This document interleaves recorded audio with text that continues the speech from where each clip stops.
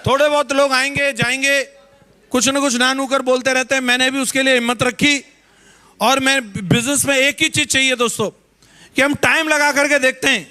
मैंने देखा बहुत सारे लोगों में टैलेंट था। एक समय पर रेला आता था सादाबाद से, यहाँ पर बहुत सारे लोग आते थे आगरा में ट्रेनिंग अटेंड करने। धीरे धीरे करके कम होते चले गए।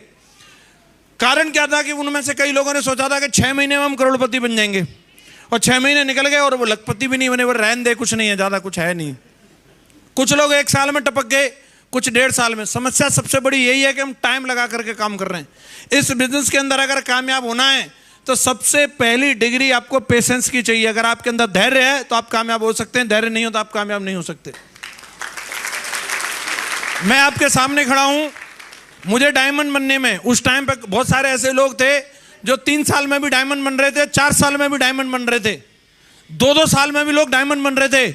महागुरु जी राजीव चतुर्वेदी सर 18 महीने में डायमंड बन गए थे, और उस हिसाब से मेरे को भी तो बन जाना चाहिए था।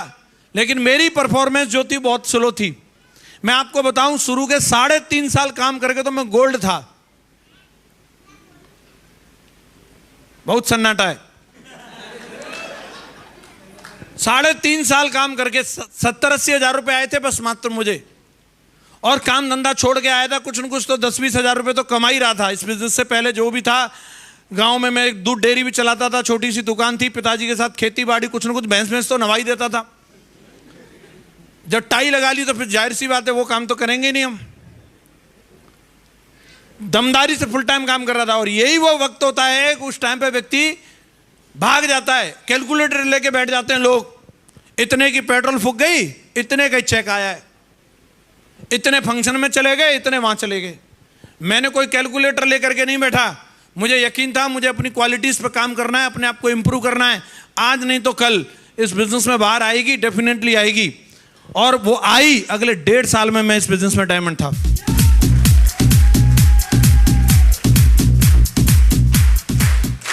आपको पेशेंस रखने की आवश्यकता है। कितने लोग बोलते हैं हम पेशेंस रखेंगे? ये एक क्वालिटी है जो आपको कामयाब बना सकती है। डायमंड बनने के लिए 5 साल लगे, चाहे 7 साल लगे, चाहे 10 साल लगे, फर्क इस बात से नहीं पड़ता। अगर आप 20 साल में भी डायमंड बनते हो, भाई साहब डायमंड जो होता है ना, उसकी बात ही अलग होती है। एक व्यक्ति अपनी जिंदगी में टारगेट सेट करे, उस टारगेट को हासिल कर ले, कम से कम एक संतुष्टि के साथ मरेगा। मैंने जो बोला था वो मैंने करके दिखाया। यस या नो? पेशेंस चाहिए।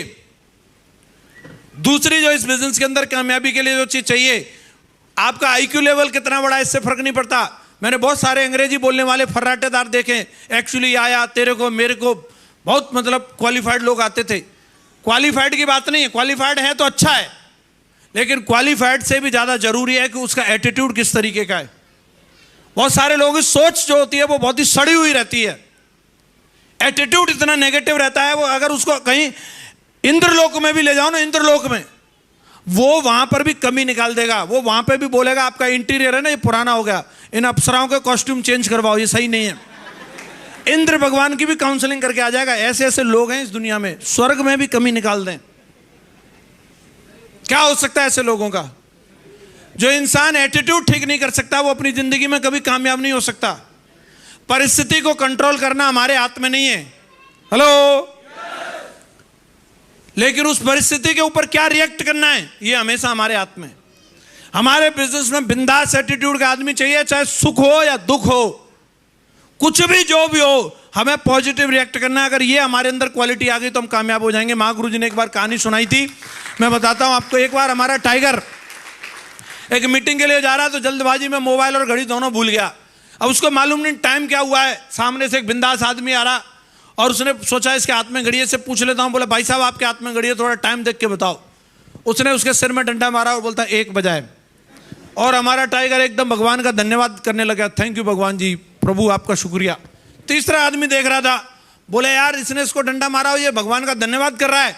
उसने पूछा, बोला भाई साहब इसमें धन्यवाद करने की क्या बात है? तो उसने बोला भाई मेरा टाइम अच्छा चल रहा है। इस बंदे की तो आदत है डंडा मार के टाइम बताने की। अगर 1 घंटा पहले पूछा होता तो 12 डंडे मारता भाई साहब। इसलिए टाइम अच्छा चल रहा है। आप परिस्थितियों को किस तरीके से अपने फेवर में कर लेते हो और कैसे अपने नजरिए को बदल सकते हो, एक यही चीज आपको कामयाब बनाएगी। मैं आज अगर यहां खड़ा हूं तो मैं अपनी क्वालिफिकेशन की वजह से नहीं, अपने एटीट्यूड की वजह से यहां पे खड़ा हूं। परिस्थितियां भयंकर रहेंगी, मैं नेगेटिव हुआ ही नहीं। सीट नहीं मिली तो भी नहीं नेगेटिव हुए, माला नहीं मिली तो भी नेगेटिव नहीं हुए, कई बार तो हॉल में नहीं घुसने दिया तो भी नेगेटिव नहीं हुए। एक बार तो मैं और मां गुरु जी जो खुर्जा में प्लान दिखाने के लिए गए थे, एक बंदे को, एक फौजी साहब थे, और फौजी साहब पता नहीं किस बात पे इतने नाराज हो गए, इतने नाराज हो गए कि उन्होंने हमारा फोल्डर फेंक दिया। मतलब कहने के लिए सच में फेंक दिया, और गालियां देने लगे, हिंदी अंग्रेजी की, बास्टर्ड, ये वो फलाना ढिकना सब। और कमरे में देते वहां तक तो ठीक है, गली तक देते आए बाकायदा। मैं कह रहा हूं उनसे, समझा भी रहा मैं, कोई बात नहीं फौजी साहब, वो रुक ही नहीं रहा बंदा, साला दोबारा दिख मत जाना गली में, कुत्ते छोड़ दूंगा तुम्हारे पीछे। इतना खतरनाक आदमी, बहुत घोर बेइज्जती हुई। अभी मेरे को ये लग रहा माँ गुरु जी कहीं मुझे डांटे नहीं, साला कैसी जगह लाया, और माँ गुरु जी सोच रहे कि हमारा टाइगर नेगेटिव ना हो जाए।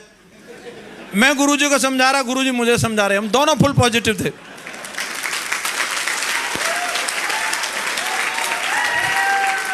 थोड़ी देर बाद बस एक नल पे गए, वहां जाकर के मुंह धोया, गुरुजी पूछ रहे और बताओ किससे मिलना है।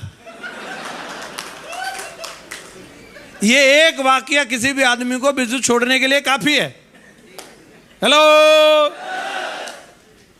इतनी बेइज्जती के बाद आदमी से साला मेरे को क्या भिखारी समझ रखा है क्या? ये एक चीज, अपन का एटीट्यूड इतना बढ़िया था, तू साला बेइज्जती कर, तू सच में कुत्ते छोड़ दे, फिर भी अपन भागेंगे नहीं, पक्के बेशरम आदमी हम। ये एक डिग्री जिसने डेवलप कर ली, समझ लो वो कंफर्म डायमंड है। और जो छोटी छोटी बातों को लेकर तूने क्या, मेरे को ये नहीं पूछा, समोसा में चटनी नहीं थी, समोसा की चटनी देख रहा है कि तू 8 लाख रुपए देख रहा है। मैं सच बता रहा हूं आपको, यही एक चीज है। मैं पहली बार जिंदगी में ग्वालियर गया था और मेरे लाइफ में पहली बार 400 रुपए का पास लिया था। कभी जीवन में मैंने थिएटर में जाके मूवी नहीं देखी 25 रुपए की टिकट लेके, 400 रुपए की। मैंने कहा पता नहीं क्या देखने के लिए मिलेगा, और बताया 5 स्टार होटल में प्रोग्राम में खाना मिलेगा, और जाते पहले खाना ही नहीं मिला। लो, मैंने यही झूठा साबित हो गया। अंदर गए, सीट नहीं मिली, बोले तू इतना लंबा, तुझे सीट की क्या जरूरत है, कहीं से भी दिख जाएगा। और बस वहीं से मोटिवेट हो गए, आगे हम डिमोटिवेट नहीं हुए। सीट नहीं मिली, खाना नहीं मिला, बस हमने जो देख लिया, डायमंड शिप देख ली, वाह यार क्या चीज है।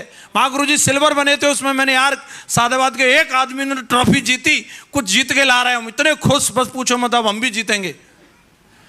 हो सकता है कि कोई वीर बहादुर ऐसा भी आया हो जिसको खाना नहीं मिला, वो भाग ही गया हो, लेकिन उसी प्रोग्राम से हमने विजन बना लिया, इस बिजनेस में डायमंड बनना है। तो एक ही चीज चाहिए, अपने एटीट्यूड को। परिस्थिति कभी अच्छी रहेगी, कभी बुरी रहेगी। मैंने बहुत सारे लोगों को देखा है, अच्छी परिस्थिति में भी लोग आत्महत्या कर लेते हैं। गाड़ी है, घर है, बंगला है, नौकर है, चाकर है। आपने सुना होगा न्यूज में, गया के डीएम साहब थे, गाजियाबाद में आकर के ट्रेन के सामने कटे, आत्महत्या की। ललित होटल में रूम लेके रुके, वहां सुसाइड नोट लिख के गए। अब आप ये तो मत कहना कि डीएम था तो बुद्धि नहीं थी, नहीं, तुम बन के दिखा दो पहले। हाँ जी, डीएम का मतलब समझ रहे हो, राजा होता है एक जिले का आदमी। क्या ऐसी चीज रही होगी, तो पता चला उनकी पत्नी में और मां में झगड़ा होता था, दोनों पूछती थी पता किससे ज्यादा प्यार करता है, बोले मैं ये डिसाइड नहीं कर पा रहा किससे ज्यादा करता हूं, इसलिए मर रहा हूं। इतनी सी बात पे आदमी ने आत्महत्या कर ली। ऐसे भी लोग हैं, और ऐसे भी लोग हैं, आप चले जाना, ज्यादा नहीं, आगरा कैंट स्टेशन पे ही, और उनके हाथ में देखना, हाथ नहीं है, पैर नहीं है, बैरिंग वाली गाड़ी पर चल रहा है और गाना गा रहा है, परदेसी परदेसी जाना नहीं। और उस बंदे को तुम देखना, उसे पकड़ के तुम बोलना कि भाई तू क्या करेगा जी के, तेरे पास घर नहीं, धो नहीं सकता, तू कुछ नहीं कर सकता, तुझे लिटा देते उधर अंतिम संस्कार के लिए। ट्रेन की पटरी पे कूद कांद के निकल के आ जाएगा, वो मरेगा नहीं, मैं गारंटी से बता रहा हूं, कैसे न कैसे करके। अभी भी उसके अंदर जीने की तमन्ना है। Hello hello hello. तो आदमी परिस्थिति की वजह से सुखी दुखी नहीं है, सोच की वजह से सुखी दुखी होता है। भाई साहब, हम सोचते हैं इस ये चीज मिल जाएगी तब सुखी हो जाऊंगा, वो मिल जाएगी तब सुखी हो जाऊंगा, कोई गारंटी नहीं है साहब। सोच अगर बिंदाई की बिंदास है, सोच दमदार है। कई लोग बोले गाना बजाओ, अगर तेरे अंदर डांस घुस रहा है ना तो भाई साहब जनरेटर की आवाज पे भी डांस कर सकता है, गाने की जरूरत नहीं है। और जिसको डांस करना ही नहीं है वो बिल्कुल एकदम, तो जाके अपनी भैंस चराओ। उसको आ ही नहीं रहा, उसको पकड़ के भी ला रहे हैं। मैं नोटिस कर रहा हूं एक एक को, कौन है जो कूद के आ रहा है, कई ताली बजाने में पता नहीं उसका कौन सा सनम छोड़ के चला गया है, बेवफा। अंदर से गाने आ रहे हैं, अच्छा चिल्ला दिया तूने मेरे प्यार का, नाच ही नहीं रहा। एटीट्यूड की प्रॉब्लम है, एटीट्यूड की। और जो बिंदास है वो मजे से नाच रहा है, स्टेज पे नहीं तो कुर्सी पे ही नाच रहा है। एटीट्यूड फिट कर लो, आपकी जिंदगी आपके मुट्ठी में होगी, आप जब चाहोगे जब खुश रह सकते हो। पॉजिटिव एटीट्यूड के बंदे को कोई दुखी कर ही नहीं सकता साहब, कर ही नहीं सकता, जिसका एटीट्यूड पॉजिटिव है। और नेगेटिव एटीट्यूड बंदे वाले को कोई दुखी सुखी नहीं कर सकता। हाँ जी, उसको कितने लड्डू पेड़ा खिलाओ, कुछ भी करो, जो नेगेटिव एटीट्यूड वाला वो दुखी रहेगा, पॉजिटिव एटीट्यूड वाला हमेशा सुखी रहने वाला है। तो आपको पॉजिटिव रखना, रख सकते हैं।